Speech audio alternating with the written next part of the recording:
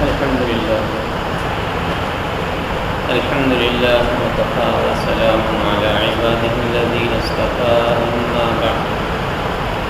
أما بعد فأعوذ بالله من الشيطان الرجيم بسم الله الرحمن الرحيم حميم عين سين قاف كذلك يوحي إليك وإلى الذين من قبلك الله العزيز الحكيم له ما في السماوات وما في الأرض وهو العلي العظيم صدق الله العظيم وصدق رسوله النبي الكريم اللهم صل على سيدنا محمد وعلى آل سيدنا محمد وأصحاب سيدنا محمد وبارك وسلم عليه۔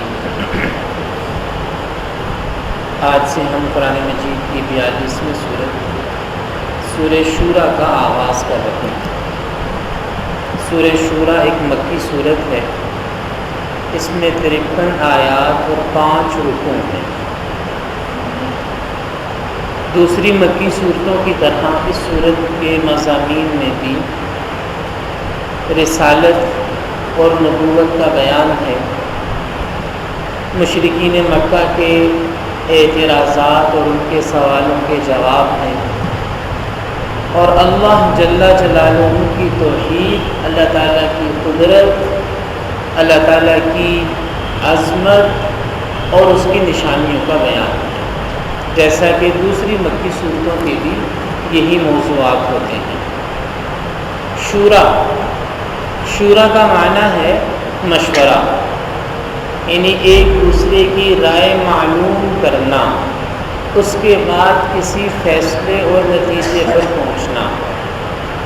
اسلام میں زندگی کا کوئی چھوٹے سے چھوٹا معاملہ ہو یا کوئی بڑے سے بڑا معاملہ ہو، اس کی بنیاد شورائیت پر ہے، مشورے پر ہے، یعنی چونکہ کوئی انسان بھی عقل کل نہیں ہے، جو بھی بندے ہیں سب ان کے سامنے ساری دنیا کے سارے حالات اور سارے واقعات اور ساری سچائیاں نہیں ہوتی، تو اس لیے اللہ تعالیٰ نے مسلمانوں کو اس بات کا پابند بنایا کہ وہ کوئی بھی فیصلہ کرنے سے پہلے مشورہ کر لیا کرے۔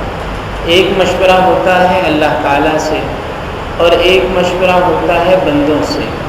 جو مشورہ اللہ تعالیٰ سے کیا جاتا ہے اسے استخارہ کہتے ہیں، جس کا ذکر صحیح بخاری میں اور حدیث کی دوسری کتابوں میں موجود ہے۔ اللہ تعالیٰ سے جو مشورہ کیا جاتا ہے اسے استخارہ کہتے ہیں، اور بندوں سے جو مشورہ کیا جاتا ہے اسے مشورہ بھی کہتے ہیں اور اسے شورا بھی کہتے ہیں، جیسا کہ اس سورہ مبارکہ کا نام ہے۔ آقا انعامدار حضرت محمد مصطفیٰ صلی اللہ تعالی علیہ وسلم خود صاحب وحی ہیں۔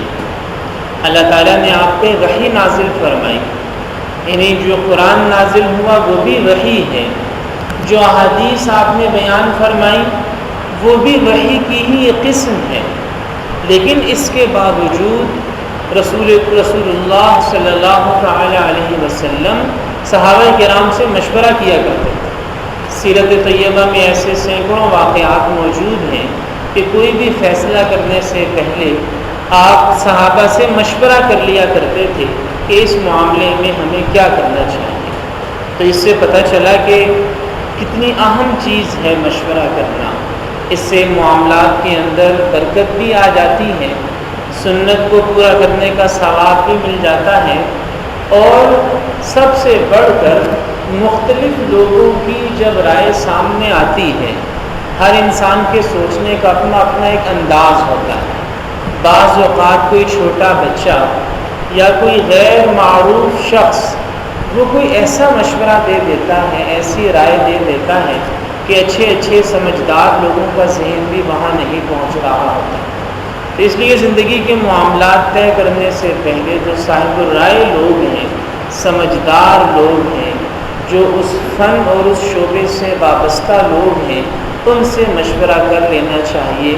اور اس اصول کی تاکید کے لیے ہی اللہ تعالیٰ نے اس سورہ مبارکہ جو قرآن مجید کی 42ویں سورت ہے، اس کا نام سورہ شورا رکھا، اور اسی سورت میں اللہ نے اپنے خاص بندوں کی یہ خوبی بیان فرمائی کہ وہ اپنے باہمی معاملات کو مشوروں کے ساتھ طے کرتے ہیں۔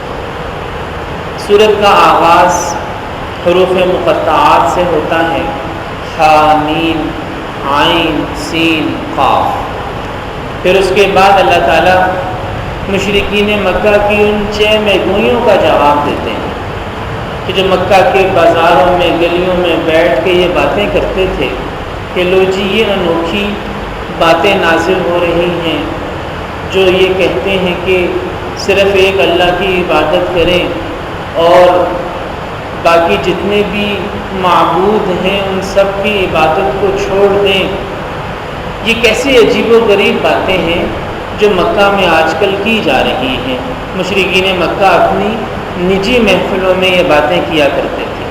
تو اللہ تعالیٰ نے اپنے حبیب حضرت محمد مصطفیٰ صلی اللہ علیہ وسلم کو خطاب کر کے ارشاد فرمایا کہ یہ کوئی عجیب بات نہیں ہے جو آپ پہ نازل ہوئی، یہ کوئی انوکھی چیز نہیں ہے جو آپ پہ نازل ہوئی۔ کیوں؟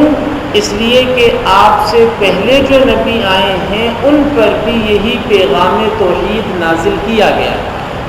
اخلاق کا یہ نظام، تربیت کا یہ نظام، توحید کا یہ پیغام، اللہ کی بندگی کا یہ پیغام، یہ پہلے نبیوں پر بھی نازل کیا گیا تھا۔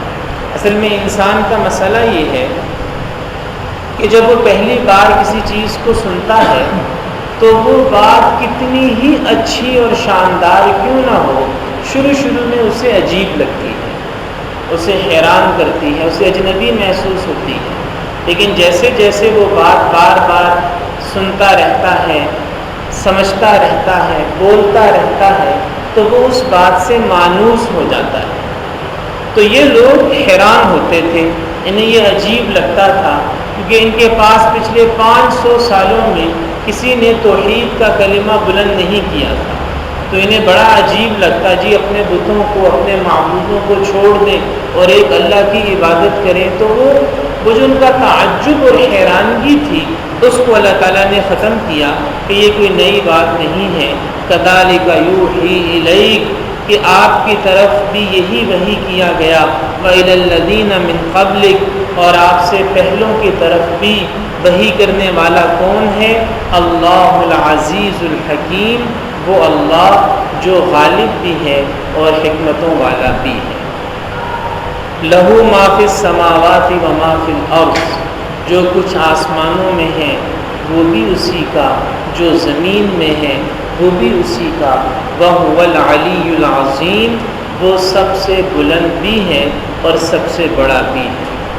اور پھر جو شرک کے کلمات ہیں، کلمات شرک، اللہ تعالیٰ فرماتے ہیں کہ یہ اتنے خطرناک کلمات ہیں اور اتنے وزنی کلمات ہیں کہ تکاد السماوات یتفطرن من فوقہن، کہ ہو سکتا ہے کہ ان کلمات کی وجہ سے جو اللہ کی شان میں یہ کہتے ہیں اور جو شرک کرتے ہیں، ہو سکتا ہے کہ ان کلمات کی وجہ سے آسمان ان پہ پھٹ پڑے۔ اتنی نحوست ہے ان کلمات شرک کے اندر، شرکیہ عقائد کے اندر، شرکیہ باتوں کے اندر۔ والملائکۃ یسبحون بحمد ربہم، اور اللہ کو تو لوگوں کی تعریف کی کوئی ضرورت نہیں ہے، کیونکہ اس کے پاس فرشتے ہیں جو اس کی پاکی بھی بیان کرتے ہیں اور اس کی حمد و ثنا بھی کرتے ہیں۔ وَيَسْتَغْفِرُونَ لِمَنْ فِي الْأَرْضِ، اور زمین پہ بسنے والے اہل ایمان کی مغفرت کی دعا بھی کرتے ہیں۔ اَلَا إِنَّ اللَّهَ هُوَ الْغَفُورُ الرَّحِيمُ، یہ بات تمہیں یاد رکھنی چاہیے کہ اللہ معاف کرنے والا بھی ہے اور رحم کرنے والا بھی ہے۔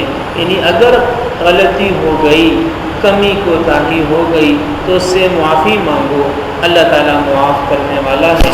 اللہ تعالیٰ ہمیں قرآن مجید کو سمجھ کر اس پر عمل کرنے کی توفیق عطا فرمائے۔